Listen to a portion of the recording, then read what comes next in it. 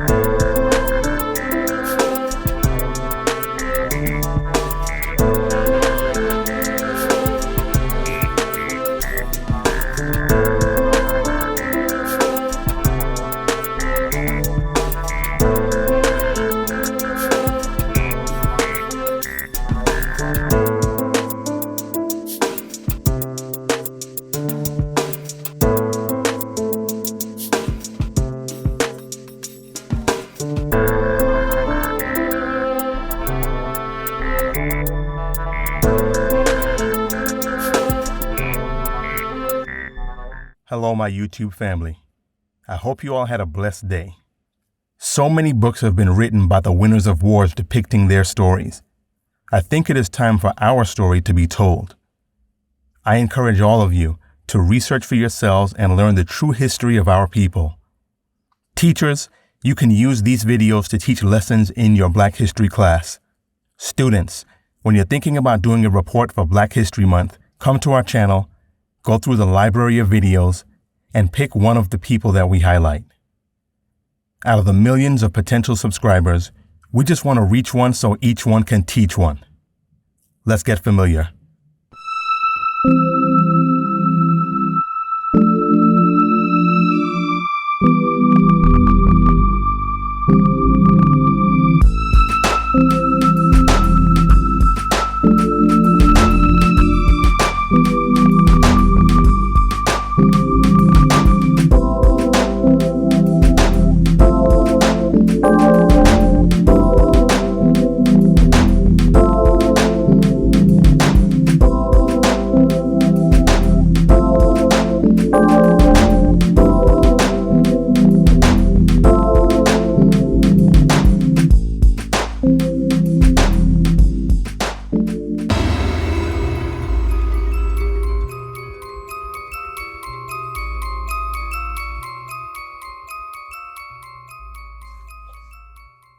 In today's episode of Black History Monday, we take a look at the story of the Ocoee Massacre.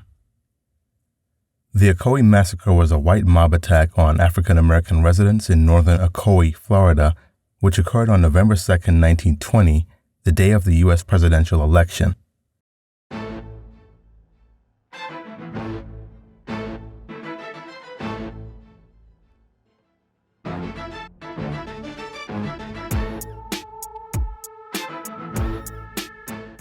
The town is in Orange County near Orlando.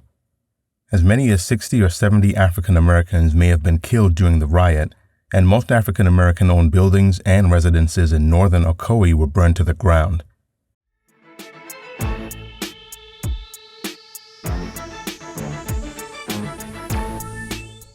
Other African Americans living in southern Ocoee were later killed or driven out on the threat of more violence. Ocoee essentially became an all-white town. The riot has been described as the single bloodiest day in modern American political history.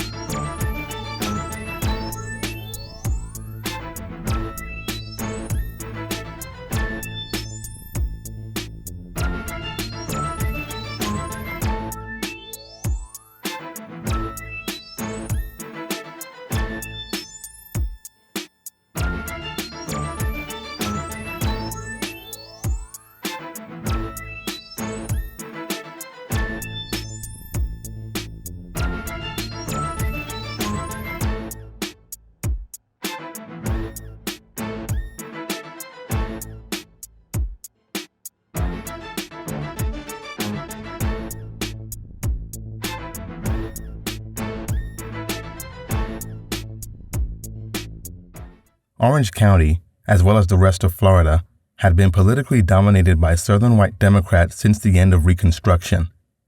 But in the weeks leading up to the presidential election of 1920, African Americans throughout the South were registering to vote in record numbers.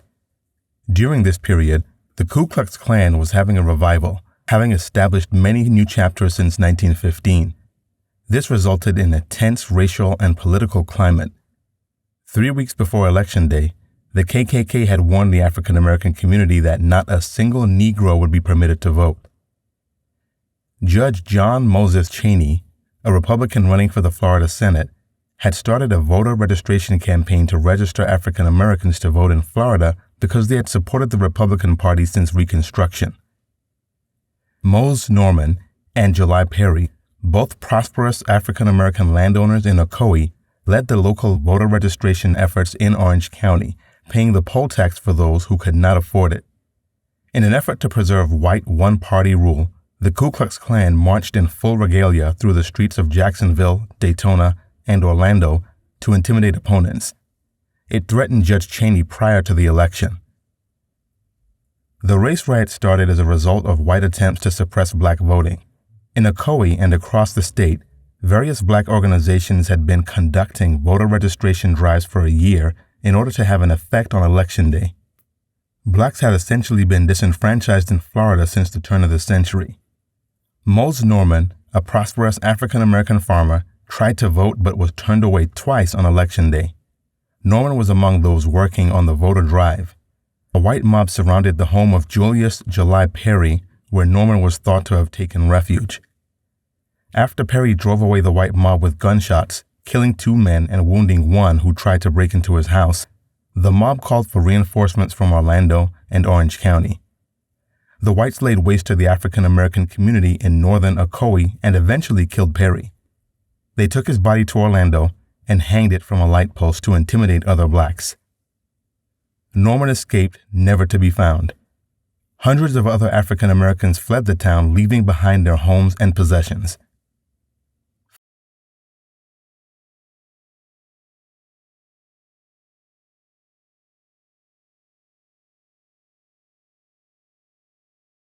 Family, this is one of those lessons that, I hope, has taught us all that we need to learn to get along for the betterment of every being on this planet. If we can wipe out the hate, we can all prosper from the love that remains. Click the notification bell so you will be notified when we upload new videos.